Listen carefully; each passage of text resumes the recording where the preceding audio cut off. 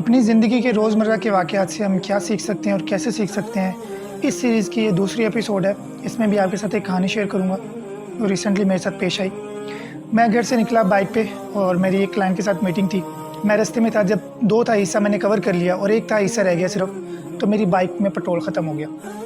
और जो बाइक जानते हैं वो ये समझ सकते हैं कि मैंने थोड़ा-सा बाइक रेस वगैरह दी, थोड़ा ना बाइक चल जाती है, जो नाल में जो पेट्रोल होता है थोड़ा-सा वो नीचे आता है और उससे थोड़ा-सा बाइक पे आप सफ़र कर सकते हैं। खैर, मैं थोड़ा ट्रैवल किया तो मेरी बाइक बिल्कुल बंद हो गई। मैंने पाँव के साथ उसको पुश करना शुरू कर दिया।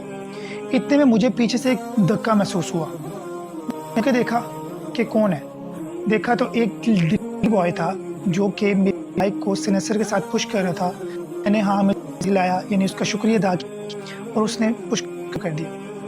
जहाँ पे मैंने जाना था वहाँ तक उसने मुझे पहुँचाया। मैंने उसका शुक्रिया अदा किया और मैंने मीटिंग की अपनी क्लाइंट के साथ और मैं बाहर आया।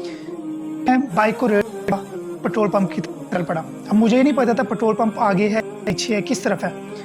मैं आगे की तरफ चल पड़ा तो थोड़ा आगे गया, मुझे एक बच्चा आया और उस बच्चे को मैंने बुलाया। उसने कहा कि भाई पेट्रोल ख़त्म हो गया, पेट्रोल पंप की तरफ जा। मैंने कहा जी। तो कहते भाई आप गलत सिमत में जा रहे हैं, वहाँ पे आपको दूर पड़ेगा, आप यहाँ से मोड़े और बैक की तरफ जाएं, यहाँ पे आपको बहुत करीब पड़ेगा।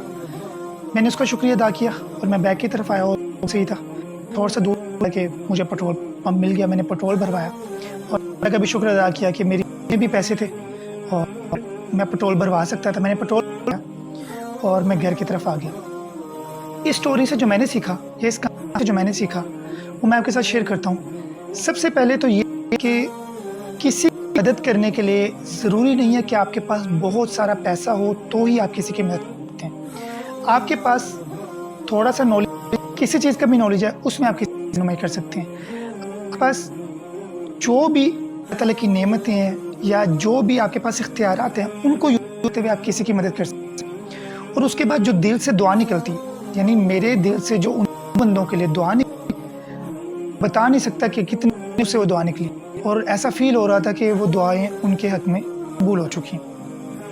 हम लोगों को कहते हैं कि दोस्तों को कहते हैं के लिए दुआ करना, मेरे वास्ते दुआ कर, मैं बहुत परेशान हूँ, ये मुश्किलात हैं।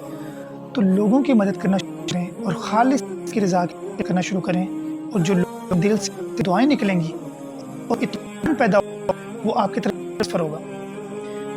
इसकी एग्जाम्पल मैं ऐसे देता हूँ कि आप लोगों को इज़्ज़त देना शुरू करेंगे तो बदले में आपकी इज़्ज़त लौट के आएगी, आपकी इज़्ज़त बढ़ना शुरू होगी। आप लोग नफ़रतें देंगे, आपकी में इजाफा होता शुरू हो जाएगा, यानी लोग आपसे नफ़रत करना शुरू हो जाएंगे। आप लोगों को के साथ गुस्सा करेंगे तो लोग भी आहिस्ता आहिस्ता आपके गुस्सा करना शुरू हो जाएंगे और चिढ़ खाना शुरू करेंगे। आप लोगों को मोहब्बत देंगे तो लोग भी आपके साथ मोहब्बत करेंगे। इसी तरह अगर आप लोगों की छोटी छोटी करके उनके दिल में इत्मीनान और सुकून की कैफियत पैदा करें तो बदले में अल्लाह ताला आपके सुकून में इजाफा करता जाएगा।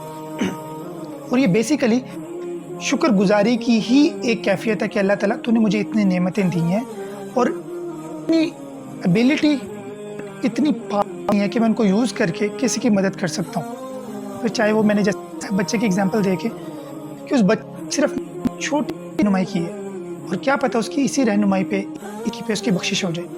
तो आप भी ये सोच कर कि छोटी छोटी नेमतें क़यामत वाले दिन इतनी बड़ी बड़ी हमारे सामने आएंगी, हम नहीं जानते किस नेकी पे आपकी बख्शिश हो जाए या मेरी बख्शिश हो जाए, हम नहीं जानते। तो इस का इख्तिताम जो एक दफ़ा दोबारा रिवाइज़ कर लेते हैं वो ये कि हम जितनी हमारे पास एबिलिटी या जितनी नेमतें हैं उनको यूज़ कर लोगों की मदद करें और उनके दिल में सुकून की कैफियत पैदा करें ताकि अल्लाह ताला हमसे खुश भी हो और हमारी इत्मीनान में इजाफ़ा हो और आखिरत में बड़ा अजर मिले।